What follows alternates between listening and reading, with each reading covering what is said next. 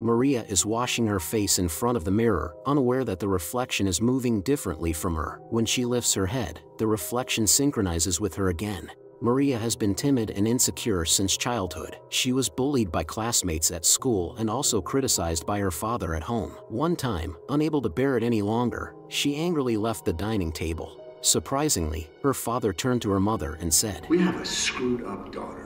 Maria returned to her room in tears, only to unexpectedly discover an old photograph in the mirror. It was a prenatal ultrasound of her mother, clearly showing two fetuses. Perhaps she was a twin. Where's the other person? Late at night, she suddenly felt something unusual while looking into the mirror. Carefully, she wiped away the mist with her hand, only to find the person in the mirror staring back at her. Maria fled in terror, unable to sleep the entire night. The next day, when Maria went to school, she felt somewhat dazed. Seizing the opportunity, a boy teased her and tripped her to the ground. Maria had become accustomed to such humiliation and dared not resist. Her good friend Lily witnessed everything but chose to remain silent. However, Sean, Lily's boyfriend, stepped forward. Hey, chill!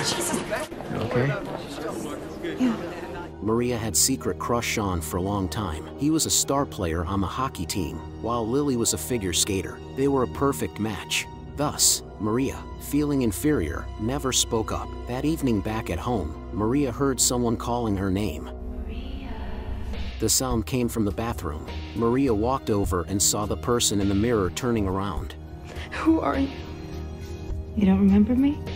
She looked just like Maria, but appeared much more beautiful. She said her name was Aram. Could this be the soul of her twin? The next day, Lily made an excuse to teach Maria ice skating and arranged to meet her at an abandoned ice rink. Not long after they started, Lily let go of Maria's hand, causing her to fall heavily onto the ice. Maria asked Lily to help her up, but Lily simply told her, "He's mine, you know." What? Who?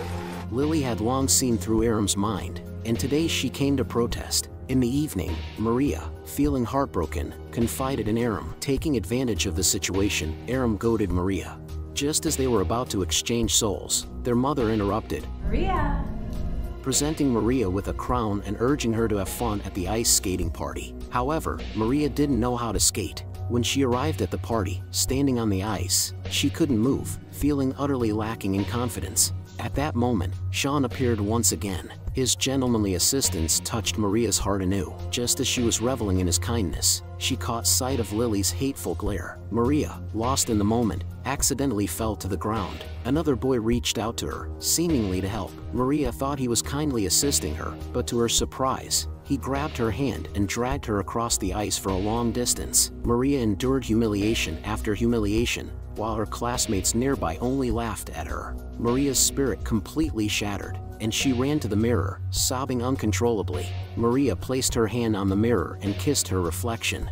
In that moment, their souls swapped places. The kind and timid Maria vanished, replaced by the demon Aram. On the first day of school, Aram wasted no time in admonishing the boy who tried to bully her, leaving he pale with fear. When she encountered the person she liked, she no longer felt shy. Even when facing Lily's threatening gaze, she didn't flinch in the slightest. Lily felt a bit uneasy, but Aram quickly changed the subject, suggesting, "Why don't you continue teaching me how to skate?" Lily reluctantly agreed, unaware that Aram was brewing a terrifying revenge plan. While Lily was absent, Aram diligently practiced on the ice every day and even sneaked off to the training rink, carefully observing Lily's movements. Throughout all this, Lily remained completely unaware. The day arrived when they returned to the old ice rink once more. Lily was astonished to discover that Aram's progress was so rapid. It seemed as if she had become a completely different person. Have you been practicing?